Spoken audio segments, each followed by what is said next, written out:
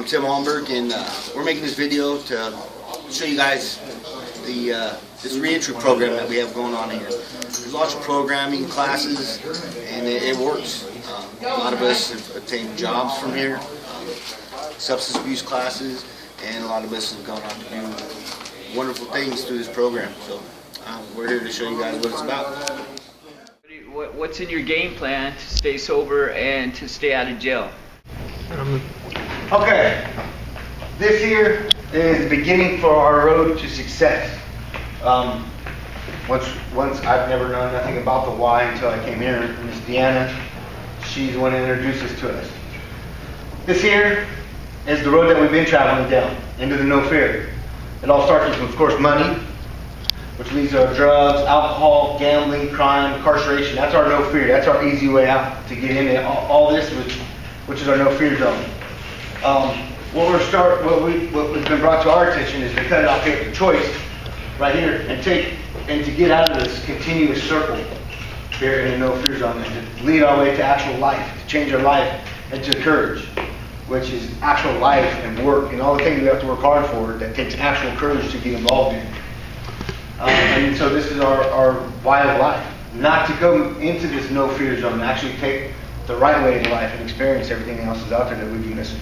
Never wanted to go back to jail, and I don't want to use again, but I never did anything different, you know. Hi, my name is Daniel Fernandez. I'm here at the Sacramento Reentry Program. I've been here for 5 months. I'm currently doing a 3-year sentence. I'm finishing out the last 5 months here. I'm a career criminal. I've been in and out of prison for the last 20 to 25 years due to my addiction to drugs. You know how I found out about this program? I was incarcerated at RCCC, and I hadn't had a counselor there, but a friend of mine that's still at RCCC, he had a counselor, and I was able to talk with his counselor, and his counselor told me about they have a probation officer on site at jail twice a week. So I filled out a kite to talk with the probation officer. He came and talked to me, and he said I qualify for this program. He asked me, he said, "You sure you're going to want to go to a program because you're going to be finished with your sentence and you don't have to go?" But I knew deep down inside I didn't want what I had prior to coming to jail. I hear that this place here can give me a shot at doing life on life's terms, you know. I've never done that. I've always returned. I've always went back. I've always committed crimes to support my drug habit. Quite frankly, I'm tired, and I kind of feel like this is probably my last shot at trying to get it right. I think that with the new AB 109 programming and what they're trying to do to reduce recidivism, I think they nailed it on the head. Hello, my name is Ronnie. I've been an addict since 1992. I've been in and out of trouble since 95. Went to jail from 95, in and out of jail until the end of 2002. By August 17th of 2003, I went to prison. I've been in and out of prison since then. Hey, what's going on? How's everyone doing? Hey, my name is Raymond Madrigal. Yeah, I'm sitting here. Let me tell you a little bit about myself. I'm a drug addict. I'm in recovery, and I come to this great place over here. Help me out, get my life back together. You know, hurt a lot of people out there, too many people. And I'm tired of hurting them. Mostly tired of hurting myself. Come over here, get myself together. I feel good. I feel clean. I feel like I can go out there and conquer the world, but I can't. Right here is where it starts. Right here is where I have to get my life together. Right here is where it begins. This is where God is giving me another chance. These wonderful people around here are giving me another chance.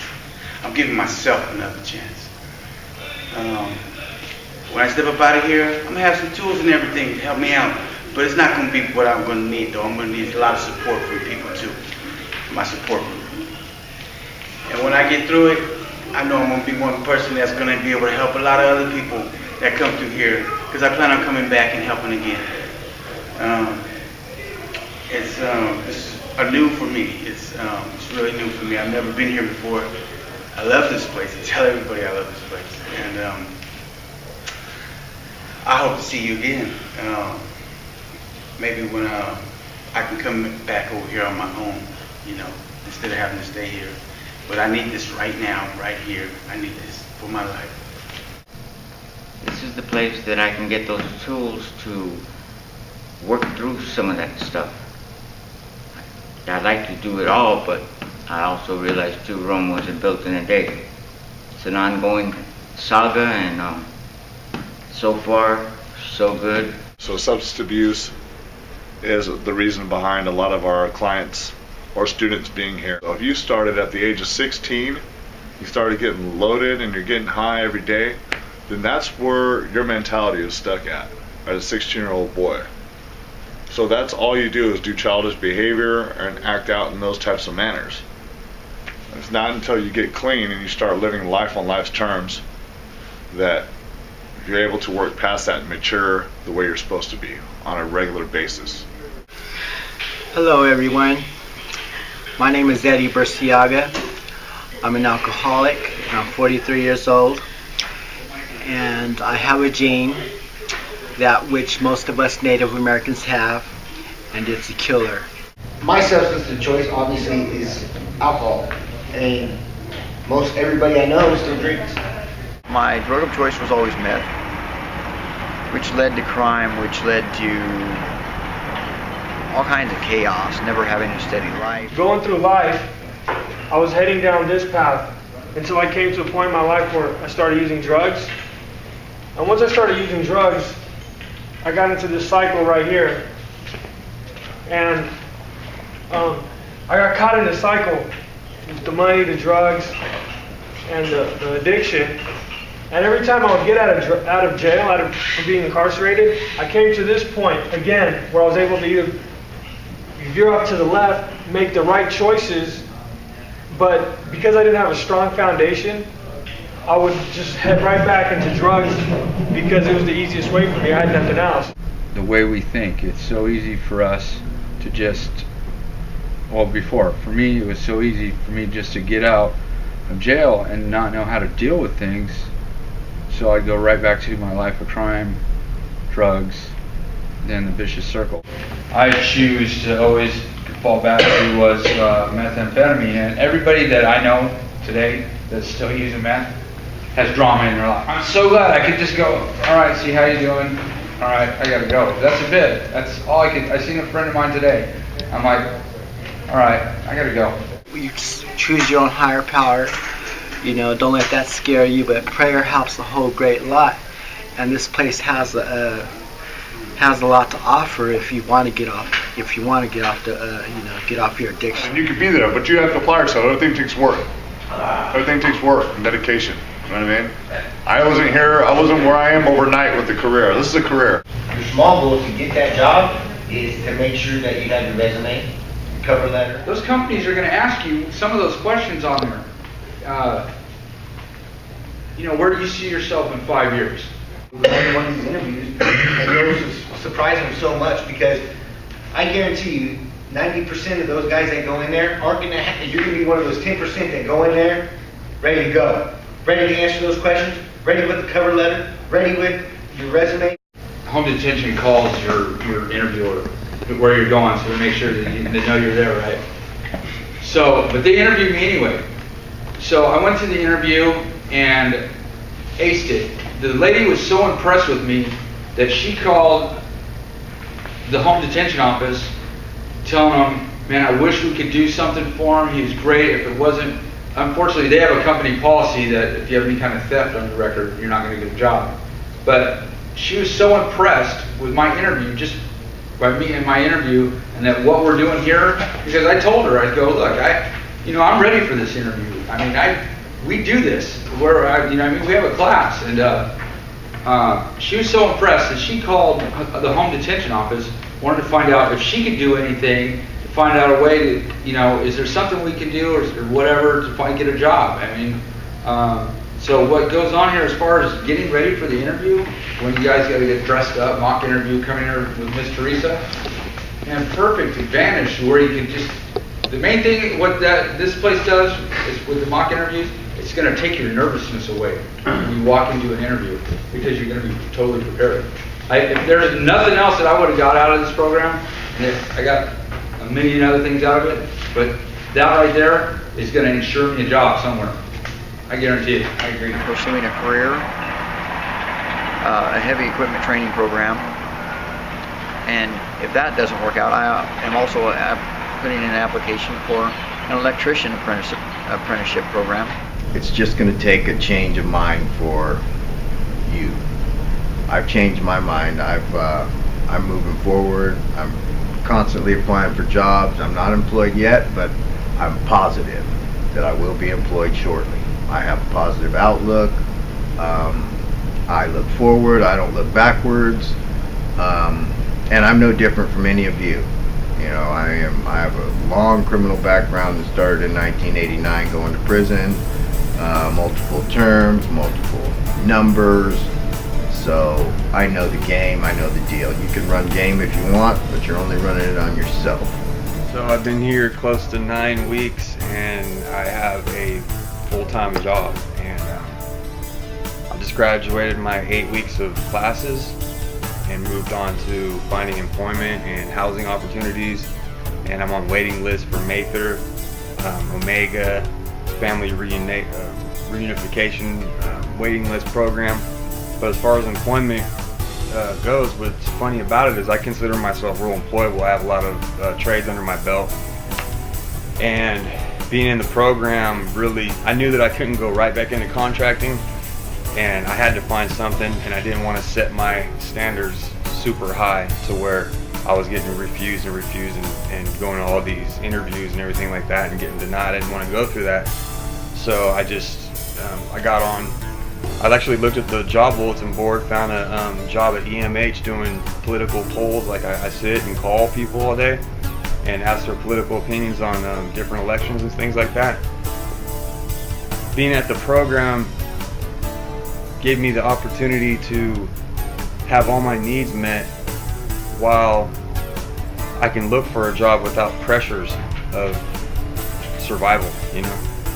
So I met my basic needs so that I could comfortably find a job instead of being stressed out about it. I am totally prepared. I mean, if I could get a job for interviewing, I would get the job, because I can go in and nail every interview there is, but unfortunately some of the interviews I've been on, company policies don't deal with theft, and company policies don't deal with felonies. But the learning experience that I've gained from it, and who knows, I might go on 20 more interviews, but the learning experience that I've gained here at this program have given me the confidence to walk into any interview there is. And you know, I don't care if I was applying for between, you know, a general laborer or a vice president of the company. I could go in at any point and nail those interviews. So it's given me confidence and a secured hope for my future.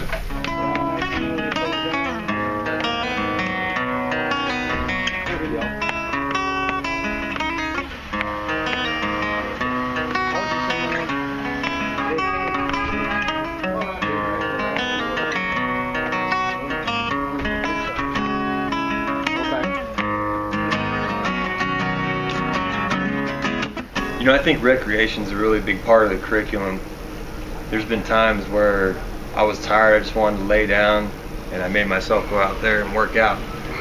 And it seemed like I was a lot more energetic throughout the rest of the day. So I kind of think that's why we might have had that in class, you know, PE in high school. Get out there, get the blood pumping, get, you know, wake up a little bit, get the laziness out of us a little bit. Kind of hard to sit in the classroom for 9 hours. So we have track, get out there and stretch, play some basketball 3 times a week. Got some weights, some calisthenics. We even have a lady that comes in and teaches yoga, so that happens once a week too. Yeah, so I really think that recreation is a big part of you know, helping the mind learn. All right. Hello, my name is Tim Almberg, and I would like to explain how my experience with AB 109 case management, and Sacramento reentry program has helped me and turned a negative situation into one of the most positive moments of my life. Being a so-called victim of our judicial system for the past 25 years, I have been in and out of jail or prison. Never have I been introduced to the programming like I have with this experience. From the beginning, I was assisted with a case manager to focus on the focal points where I needed work. Once Debbie Davis, Strategies for Change, and I put together a program tailored specifically for me, I started my journey of sobriety and a new way of thinking. If it wasn't for this opportunity, I would be in prison somewhere doing dead time, not being productive, trying to manipulate the system and others. Wanting a better life for my family and I knew I had to make a change in my life. I hit the ground running. I actively participated in Thinking for Change, substance abuse, employment, and GED prep classes. I finally received my diploma after 20 years and was blessed to be able to walk across the stage at my graduation earlier this year. I was also able to participate in computer automated drafting class where I required technical skills that opened up other opportunities. This all started with the internal drive from within myself. Of course, with the help from my case manager, Ms. Davis, and her support along with the continuous contact we maintained, I was able to transition into a reentry program, VOA SRP. Now I not only have control of my own life and look at life in a whole new perspective, but I facilitate some of the classes at the program and I've put together some of the curriculum for our classes. I also actively volunteer in our community. Now I give back to the community I once abused in the past. With all this being said, I would like to thank all who made this possible. Captain Fitch, Lieutenant Green, Sergeant Mobach, Debbie Davis, Mark Parker, and all the staff at Strategies for Change.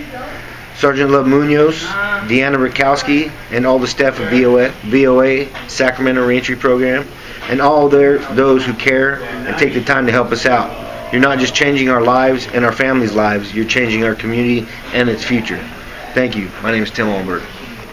I'm Jacinta, and I volunteer here doing the stress management workshop on Wednesdays. And I'm actually in graduate school getting a degree in forensic psychology, so I really wanted to get more hands-on experience, and this was the perfect opportunity. The guys have all been really great. I bring in actual hands-on techniques that they can use to learn to reduce their stress levels, relax in the moment. Like this week we just did Tai Chi, and past weeks we've done hypnotherapy, meditation, yoga. I really try to bring in things that they're actually asking about so that they can learn new tools, new techniques, learn to be healthy and well. It piggybacks a lot off of anger management skills. And so far the response has been really great. So I'll keep coming. Yeah, it's wonderful. Cool, thanks. You know, I think forgiveness plays a big part. You know, since I've been here at VOA, I've been forgiven by my family members. Prior to me coming here, they didn't want to have nothing to do with me.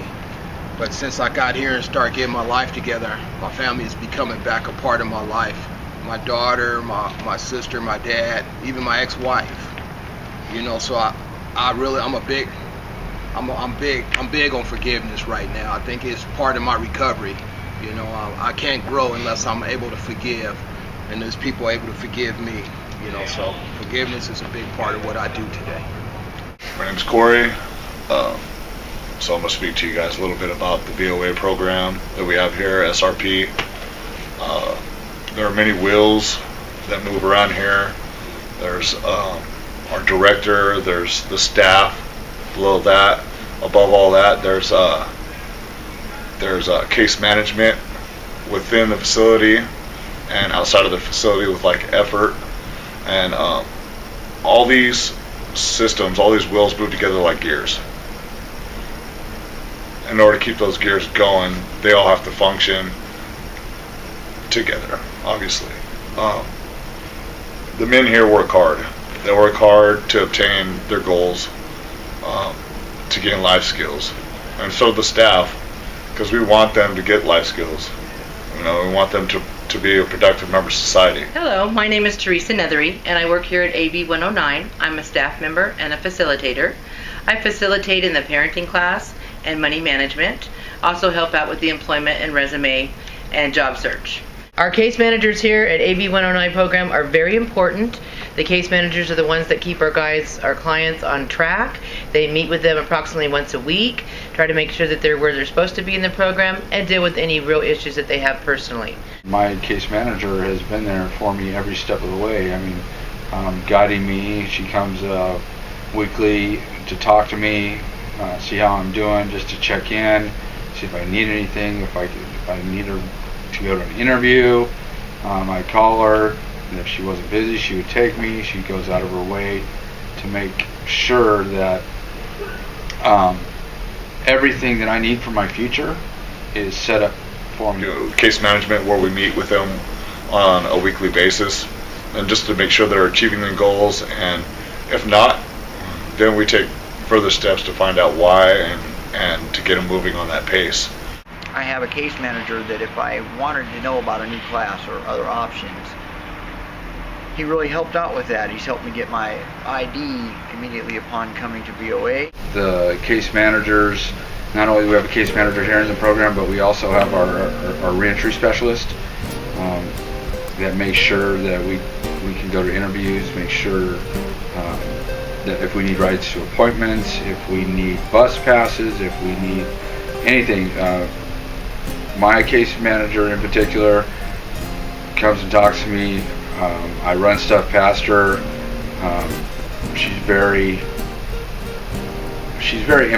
influential to me. You know, my case manager really helped me to shed a lot of light on things that were going on in custody, because when I started, there were no case managers or counselors or anybody helping, so I really could tell the difference of what was going on before, and then all of a sudden I had one. So before I had a case manager, I was just going to these classes, and I really didn't know what we were working towards. It was really just kind of going in one ear out the other, because I mean, they were classes, but I really didn't have a structure, I didn't have a plan. We have many men that have been incarcerated over and over again, and really haven't had any help to re-enter the social world. I think they need support for housing, employment, just getting back into the workforce is very intimidating. The best choice that I made was, instead of doing what I normally do, I did something different by coming to this program. So if you about to get released from jail and you have a drug and alcohol issue and you don't want to return to the way that you was living, it's always a new way to go. All you have to do is fill out a kite to probation, a probation officer on site, and he'll come and talk to you about the program. You know, it has a lot to offer. It's good. The people here, they treat you with kindness. They want the best for you. They want you to succeed. But in the inside, you gotta want it more than you ever wanted. It's more than you wanted drugs. You gotta want to do something different. Parenting is very important, whether you're a parent or not. You've been parented, and I feel like a lot of our young men have ended up in institutions because of parenting or home situations or family situations. So a lot of them need to deal with that. Look at things they've done in the past. Perhaps they're parents now. They have a lot of guilt, a lot of different feelings because they're not there for their children. These are things that need to be dealt with. The parenting class is very important. I think a lot of our clients and students, the men that come here, are parents themselves and have been estrayed from their families because of their incarceration. Some of them have a lot of parenting issues that they dealt with from their parents. And I really think that this class is very important because it's helping them deal with some of these issues that they've maybe stuffed and forgot about, don't want to deal with, don't understand how they're affecting them in other areas of their lives. Perhaps they have a child that they haven't had any contact with in years. It's giving them the confidence and the skills and the understanding about children and the importance of parenting, the bonding, the accepting, the having a relationship with them, and the importance of that. SRP has helped me deal with my emotions, my feelings, new ways of thinking. I love that class. We also have a great NA meeting and AA meeting that comes here every once a week in the SRP. I learned a lot about problem solving, skills, techniques, different ways of looking at situations instead of giving up on life. Just from some of the simple tasks that we did around here, like some of the games that we played. And it wasn't so much about the game, but it was the message behind the game was learning how to solve a problem instead of letting the problem solve you. So that was one of the aspects. Also, I learned a lot about how to be a part of a community, a part of a family. When I was out there, I hadn't been a part of my family in so long. It was all about me. I was selfish and self-centered, not caring about nobody else, not my family or nobody. Currently, have my license back. I haven't had a driver's license in 17 years. Not since 1996 when it originally expired. Because I was caught up in my addiction, and a license had nothing to do with getting a sack. No, I know I still have a long ways to go, for sure. You know, I need to work on myself. I need to break these molds or casts or whatever you want to call them that I've built for so many years. And it's not going to come overnight. I realize that. I've completed ICDTP in Galt, and I also completed Clean and Sober in Orangeville. It was a 5-month residential treatment program.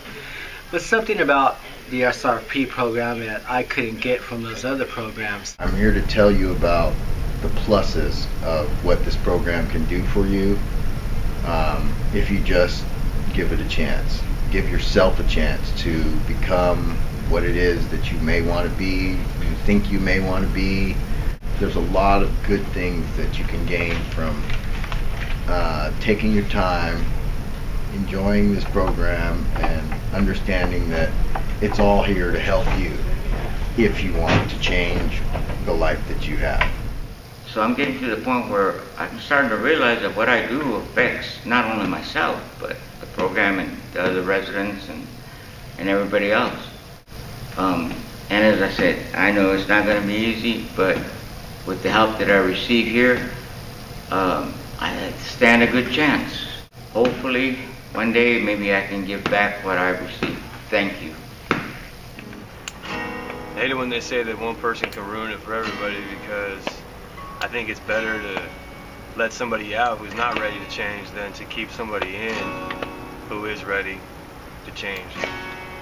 There's a lot of good things that you can gain from taking your time, enjoying this program, and understanding that it's all here to help you if you want to change the life that you have. You know, we've all been through a lot of things. We've all got a past, so to speak, and this is your opportunity to change that past. Hi, my name is Shane Hutchings.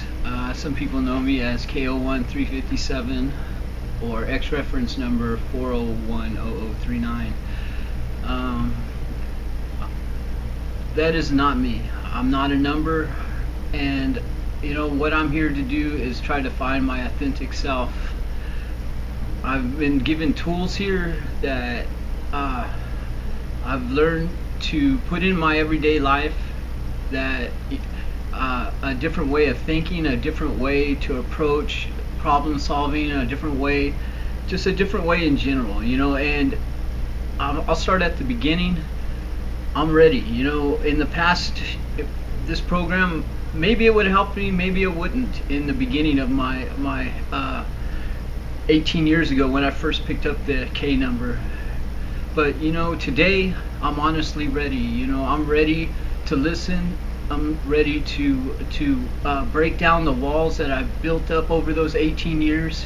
And you know, by rights, those walls are pretty strong. You know, I've built those walls up for a reason. And unfortunately, you know, drugs, bad decision making, a beautiful daughter that I know nothing about. You know, I put those walls up and to guard myself, because you know I really didn't know who I was, and this program is teaching me how to tear these walls down and to, you know, find my authentic self. And I've just tried so hard in the past to build these walls. You know, they're extremely tough to break down, and what this program has given me is tools and a jackhammer, I guess you would say, to break these walls down. And I really want to point out that the staff, and even at RCCC, the staff there has really helped me. And unfortunately, a program like this is set up for people to let their guard down and to break these walls that we built up. And at RCCC, it is so hard for somebody to be their authentic self, and this program is set up perfectly for someone that wants to make a difference in their life, that wants to change, that wants something better for themselves. And I'm just so blessed to be able to make it here, and to be something that the society has deemed me as a drug offender, or just some scourge of humanity, and I'm not that. I was brought up as a good person, somewhere along the lines I thought that drugs were an important part of my life, and to mask the real person that I was. And I've just been in a place in my life, where anytime something good happened, I thought that I should enjoy myself with drugs, and all it was doing is digging a hole deeper and deeper. I made some bad decisions with my daughter. I made some bad decisions with work and my fiance, and all that did was just make that hole deeper and those walls higher. And I want a new life. I don't want to be housed in a prison anymore. I want to learn who Shane Hutchings is. I don't want to be a number no more. And I just think the people in this program, and some people in the higher ups that realize that this is just a revolving door. We have this right here that we can take the path to do the same things that we've always done, and I'm good at that. I can sell dope, I can do what I've done in the past, and I'll keep getting what I'm getting. I'll be back in prison, and what good is that, to keep housing people with no type of thought process of how to change that person while they're in jail. I was in jail, and I was actually learning how to be a different person. That's the way society should be building somebody to be a citizen, not to be a number. I built, and so did the society, as far as housing an inmate.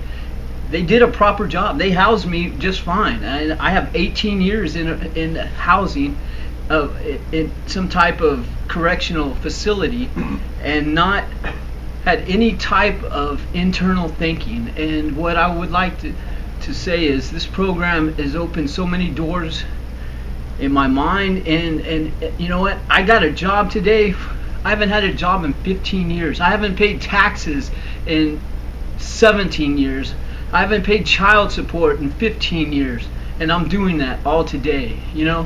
I'm not a thief, I'm not a liar no more, and I'm somebody that society deems worthy of being out on the streets. And that's and that's what I found out in my heart, is that I am worth it. And I just hope that other people realize that this program can change people if they want to change, and if given the opportunity. And I thank you, and I hope that this program exceeds further than it already has. But thank you for your time and your concern. One more thing.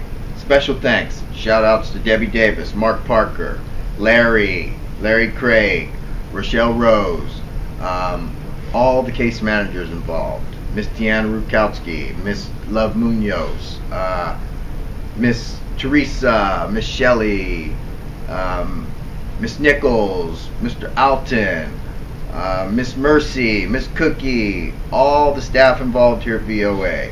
And a special shout out to all the fellas here involved. You got to be involved, and you got to be a part of this community for it to work for any of us. We're not involved, they're not involved, and then it doesn't work. Shouts out to all the staff, all the officers involved in this AB 109 reentry program, and definitely all the case managers who go 120. Woo! Thank you. If I don't change my ways now, I'm going to come out the back gate of one of them institutions feet first. And I don't want that. I don't want to be remembered like that.